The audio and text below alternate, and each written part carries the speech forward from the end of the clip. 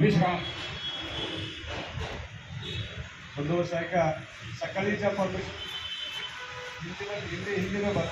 सिर्फ चेंज एक है कि सवेरे जैसे कंटिन्यूस वॉक नहीं करना है। पहला रूट मार्च होने के बाद हम अपनी अपनी गाड़ी में बैठ के अगले जगह जाएंगे, वहाँ से फिर उसी फॉर्मेशन में चल के ऐसे 2 स्टेज में हमको रूट मार्च करना है। त्यासाठी आपण जायचे, मानपाड्याचे गोपनीय आपल्याला सांगतील कुठं आणि कसं ते जायचंय। आपल्याला इथं चहा पाणी नाश्ता मानपाडा सिनियर साहेबांनी सोय केलेली आहे आपली, आणि सगळ्यांना आपली लोक मारतात, त्यामुळे या ठिकाणी हजेरी होणार आहे। ज्या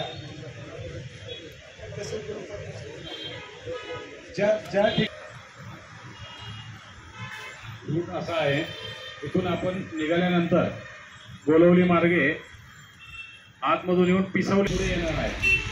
आपला अनंत चौकी आहे, गावडी नाका, त्या अनंत चौकीचा पुढचा, त्या ठिकाणी परत आपण वाहनातून आपले उतरणार आहोत आणि परत आतमध्ये दावडी परिसरामध्ये त्याच पद्धतीनं पाहिजे